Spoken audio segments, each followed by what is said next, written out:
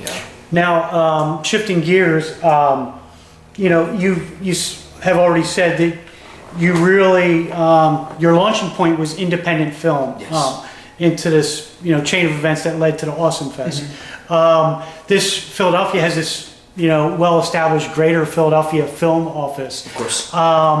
Now, is this sort of an anti-Greater Philadelphia Film Office movement? Or is this separate but equal? Is this something that you felt there was a need to have like an alternative? Or is it something that you've partnered with? Oh no, we partner with everybody. We've partnered, I love the Film Office, we partnered with them on the festival, we've partnered with the Philadelphia Film Society on the festival. I think if you're going to create a network and a community in Philadelphia, that's exactly what you need. You need those types of partnerships. And I think for a long time within the industry in Philadelphia, those were completely non-existent. And I think even more so, my goal when I got involved with creating these outdoor movies was to build a community where people could, create, share, network, and converge within the confines of the city. And I think if you look at cities where filmmaking is at its finest right now, you look at like Austin, Texas, you look always Los Angeles, you look at New York, you look at certain cities and you go, well, why is it working there and why isn't it working here? And I think because you have that creative outlet where people understand and they communicate and they partner and they help.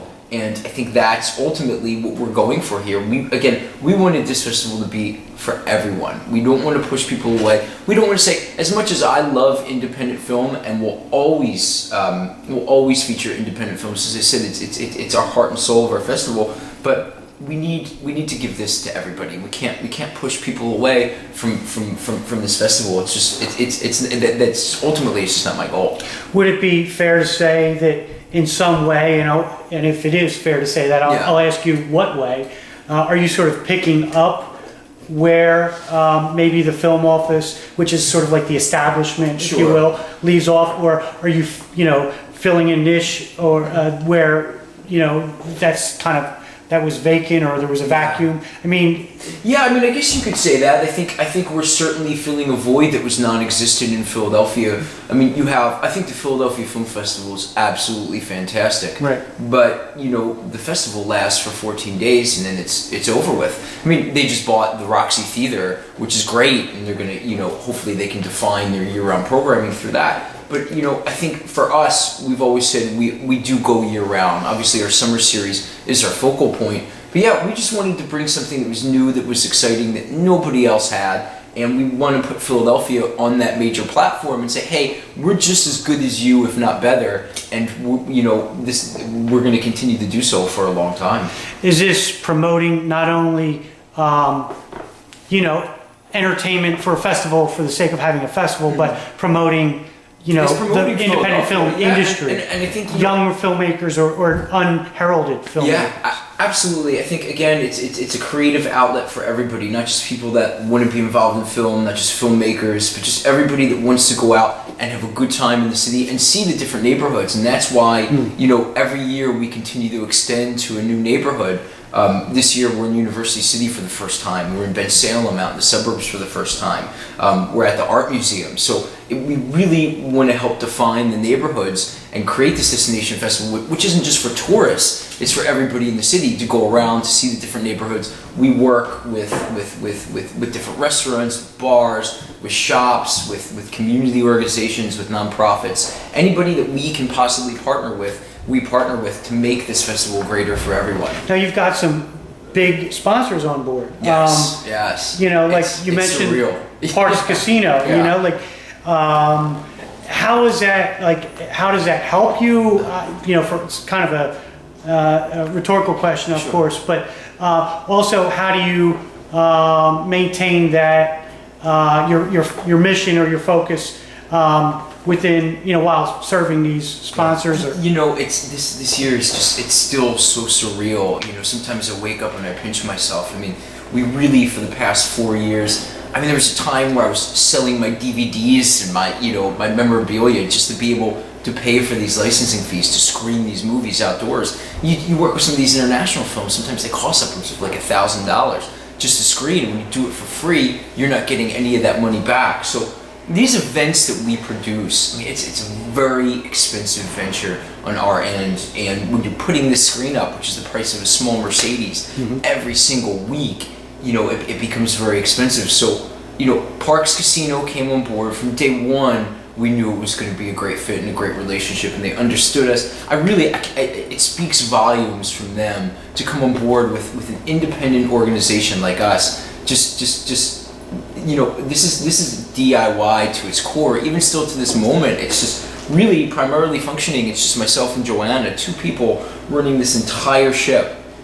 And so, we just, I went to Parks Casino and we pitched it and they loved it, and here we are today. I mean, it really is that simple. It was, I wish there was a better story to it all. No. We pitched. I was just going to ask you, did you approach them or they? No, we went to Parks Casino. I defined or I designed a plan that we wanted to screen over 50 movies outdoors throughout the entire city. We put a budget to everything, and we said, okay, this is the number we need to go after. And so Parks Casino was number one on our list of where to go, because we knew we wanted to get out into the suburbs. And we sat down with them, and they dug it from the very first second, and this is what it's turned into from there. Okay. And you mentioned that there were some, you're not collecting from these events like patrons. Is there some fees, some events, or is it? Yeah, there's 95% of our events are completely free. All of our outdoor screenings are free of charge, and we've said that from day one. That will never change. All of our outdoor screenings are completely free. There's certain events, like some of our concerts, where the expenses are so great that sometimes we have to collect tickets or money just to keep this organization going. But there's maybe 5-6 events that and those are mainly concerts. What was your total attendance last year? Oh, it's tough to say. We ranged anywhere from like 200 to 800 throughout the entire summer. Depending upon the event, there's been events where we've had 3,500 people out there. I mean, it just depends on what type of film we're doing, on what kind of guests that we have, and the capacity of the venue that we're at. Are you making films actively right now? No, I'm not making films actively. No, it's something I would like to get back to at some point. I mean, this is my baby, and I need to nurse it, and I want it to grow. And it's hard for me because I don't want to do something that's not the greatest. I'm not interested in building something that's just half-assed or something that's just okay. Like, until this is the best that I can make it, I can't stop. I just can't slow down. I don't know how to slow down with this stuff. And as much as I want to get back to filmmaking, this is just literally the Awesome Fest is my life year round. And as much as it sucks sometimes for other people in my life, and my girlfriend and my family, it's just there's no way to take this to the level that I need to take it without 100% of my time. Did Heroin Town open up any doors to you, or did it change your life professionally at least, or career-wise? I think it made me go broke, which was but even with that said, it's I think the struggles in your life are always the most important, and I think it's how you get through it that defines who you are as a person. And I think I learned along the way, with all my mistakes that I made through that film, I think I learned exactly what I did wrong, and B, what I could do better in the future moving forward. And it's all a learning process. And I know when I started this whole Awesome Fest, or the exhibition, the film exhibition, my goal was always to take these movies and to take filmmakers and to say, hey, here's a platform that's not going to steal from you, or that's not going to hurt you in the process, or even just to guide people. I still to this day try to guide local filmmakers or filmmakers that have, just because I've been there, I've been on the festival scene, I've been taken advantage of, I've had my film stolen, I've had it sold overseas. It's a learning process through and through. So the work that I did on the movie is not so different than the production work that I do here. And you contracts to business to partnerships. It's you fuck up every day, but you just got. It's like anything in life. It's like any business venture. You gotta learn from your mistakes and move forward and make sure that you do things differently. Okay. Now, just to wrap up here, this kickoff event, what is your kickoff event? Do you have like a soft kickoff event or a hard one? You know what? This whole entire series is a kickoff event for me. It really is. It's like everything for me is so exciting. But yeah, I mean, our opening night movie is, our opening night event is the Psychedelic Furs here at the Trocadero. This is the first year we've added the music element to the festival, and I can't wait to build upon that in the years moving forward. Mm-hmm. It's something that we've always wanted to do, but it's a whole nother monster, like booking music. Are they on soundtracks that you feature? Yes. In the everything, you know, when Psychedelic Furs are on Pretty in Pink. Pretty in Pink, which is in the festival. So when we submitted our list, we share office space upstairs with AEG, with AEG Live, which is amazing because it's such a collaborative process at the Trocadero for everything. Everybody helps each other. And we submitted the list to AEG Live, and we said these are the bands that we really want.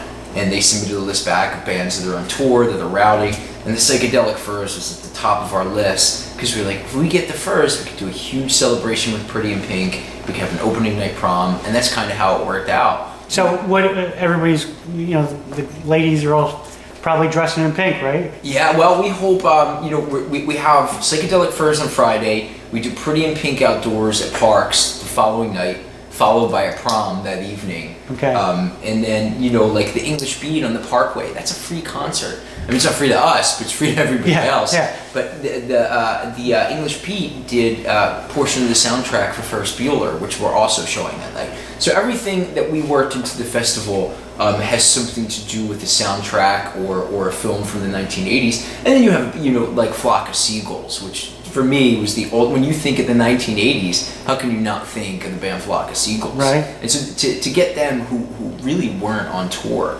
just to come in for the Awesome Fest is fantastic. Are you taking bows here, getting up on stages, or are you really just staying behind backstage the whole time? I'm very, you know, I do what I have to do, and I do what I can, and I do the introductions and I do the Q&As, but I try not to make this festival about myself. It's not, there's a lot of local film groups in Philadelphia that make things about themselves, and it's just kind of like a pat on the back, like, hey, look at this program. And it's just, that's not my game. That's not what I'm looking for. No, it's just this, I think the festival speaks for itself. Okay. And you know, I want people to look at it for what it is and not just towards me. But yeah, I mean, listen, it's the best feeling of all this is when you see people leave, you know, an event and they smile and they talk and they say, fuck, that was awesome. Yeah.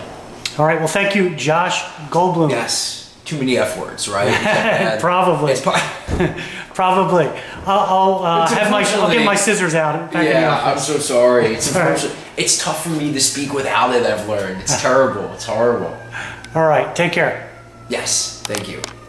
That whole thing's going to be on at the end too. My apology. We'll find out. Wait a minute. That part will be on too. Yes.